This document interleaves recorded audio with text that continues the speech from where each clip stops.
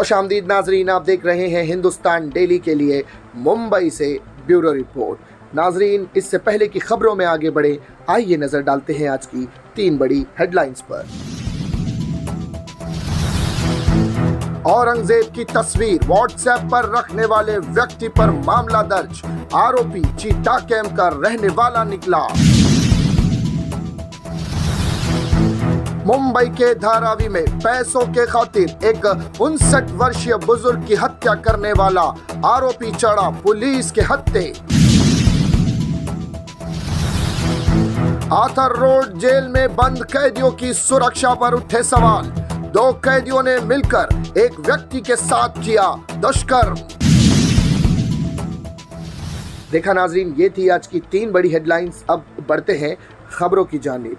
औरंगजेब की तस्वीर WhatsApp status पर शेयर करने पर इतवार के रोज एक 29 साला शख्स के खिलाफ मुकदमा दर्ज किया गया है। मुलजिम की शनाख्त मोहम्मद अली मोहम्मद हुसैन के नाम से हुई है, जिसके खिलाफ मुख्तलिफ गिरोह के दरमियान दुश्मनी फैलाने का मुकदमा दर्ज किया गया है। हुसैन, जो कि एक प्राइवेट फर्म में मैनेजर है, चीता कैंप का रिहाइश है।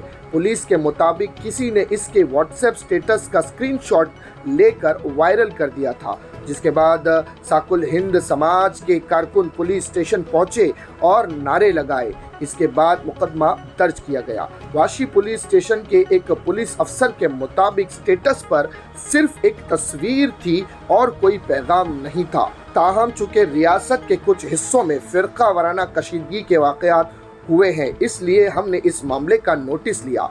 हुसैन को बाज़ाब्ता फौजदारी प्रोविजन के तहत पुलिस अफसर के सामने पेश होने के लिए 41A का नोटिस दिया गया था। थोड़ी देर बाद पूछताछ के वो चला गया। इस पर दफ़ा 153A मजहब, नस्ल, जाए पैदाइश, रिहाइश, ज़बान वगैरह की बुनियाद पर मुख्तलिफ गिरोह के दरमियान दुश्मनी को फ़रोग़ देना और अहम हंगी को नुकसान पहुँचाने वाले काम करना और 1988 जानबूझकर चोट पहुंचाने के इरादे से ऐसे अल्फाज का इस्तेमाल करना, IPC के तहत मजहबी जज्बात मजरूह करना जैसी दफ़ात के तहत मुकदमा दर्ज किया गया है। नाज़रीन, बढ़ते हैं अगली खबर की जानिब। धारावी में 59 साल के शख्स की गला दबाकर हत्या कर दी गई।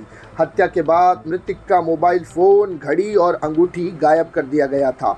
इस मामले में शाहू नगर पुलिस ने जबरन चोरी और हत्या का मामला दर्ज कर एक 26 वर्षीय युवक को गिरफ्तार किया है। धारावी के आदर्श नगर स्थित चक्की के पीछे कमरा नंबर 23 में रहने वाले यशवंत सोनवने की रविवार सुबह उनके घर पर गला घोंटकर हत्या कर दी गई थी। पंचनामे में पता चला है कि उसके गुप्त अंग पर चोट दी गई थी। घटना के बाद उन्हें सायन अस्पताल ले जाया गया, जहां डॉक्टरों ने उन्हें मृत घोषित कर दिया। शाहूनगर पुलिस ने सोनवने के भाई सूर्यकांत सोनवने की शिकायत पर जबरन चोरी और हत्या का मामला दर्ज किया है।